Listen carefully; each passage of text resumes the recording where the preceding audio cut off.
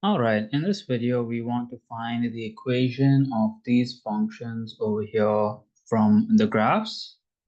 Now, basically, in order to do that, we just need to find our A, K, D, and C value and then write them in the equation.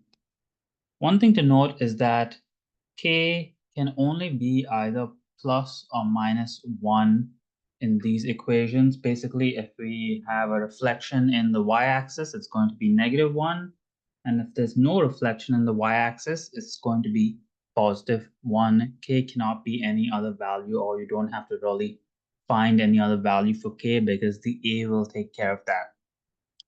The other thing to note is that in these problems, each of these blocks has a unit of 2. So keep that in mind when we're solving these questions.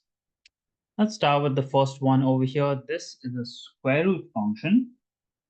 So y equals, I'll leave a little bit space for my a, which I'll do later.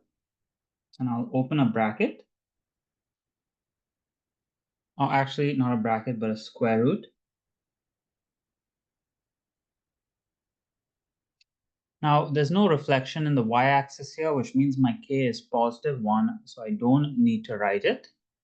And then I'm going to put in my starting point into this function over here. The x value of my starting point is -3. So I have x plus 3 in here.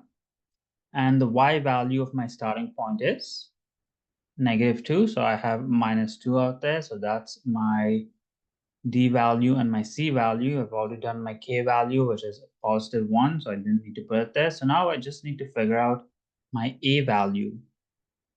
A regular square root function opens to the top right, which means that there's a reflection in the x-axis here, which means that my a value is negative. And then to figure out the vertical stretch or compression, I go to my starting point. I'm going to go 1 unit to the right, which is over here at 2, -2.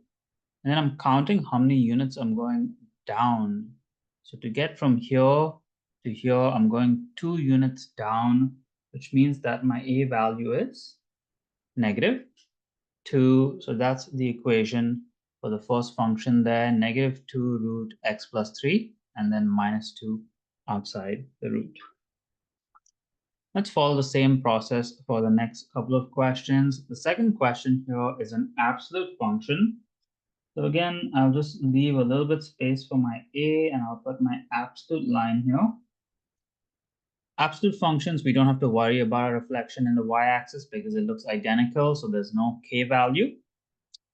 I'll look at this similar to the vertex over here. The x value is +3, so inside the absolute, I'll have x -3.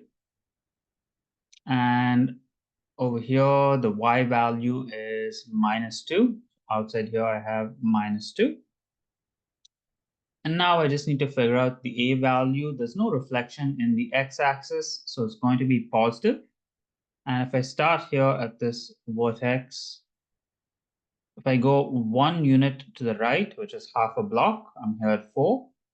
I'm going 2 units up because I'm going from -2 till 0. So my a value is again 2 in this question, but positive this time because there's no reflection in the x-axis. Let's try this third question over here, which is basically a 1 over x function. So I'll just start with y equals, I usually leave my a value on top for these ones. I'll just start by putting a fraction. Now, in this question, you notice the 1 over x function is in this quadrant and this quadrant, the original 2 quadrants over here, but we have a reflection. Now, this reflection can either be a reflection in the x-axis or it can be a reflection in the y-axis, because either one puts you from the original 2 quadrants into the reflected 2 quadrants. So you can pick and choose which reflection you want. I'm just going to use a reflection in the x-axis, which means my k is going to be +1 again for this one, but my a is going to be negative. But you could have also put the negative on the bottom instead of the top. You would have got the answer correct as well, because there's multiple possible solutions here. Then next, I will figure out my D value and my C value. So to find your D and your C value, you can just look at where the two asymptotes intersect. My vertical asymptote is at +2. So I have x minus 2 in the denominator. And my horizontal asymptote is at +1, which means I can put a +1 for my C value over there. Now all I need to do is figure out the A value here. So if I go to this point, the intersection of the two asymptotes, and I go 1 unit to the right, which is half a block, how many units am I going down by? Well, that's exactly over there. So half a block is 1 unit and 1 block is 2 units. So I'm going down by 3 units in total. So my A value is -3. Finally, let's do this last question over here. So this is a square root function. So I'm going to set up y equals, leave a little bit space for a and put the square root. Now this square root function, a regular one, goes to the top right, which means this is reflected both in the x and the y axis, which means my a is negative and my k is also negative. So this is a case where we have k as a negative value in this question. Remember, k can only be +1 or -1. You don't have to worry about it being any other value in these types of questions. The starting point there is 1 and 1. So I have x minus 1 here for the x value. And then for the y value, it's going to be +1. Out here, last thing I need to do is figure out my A value.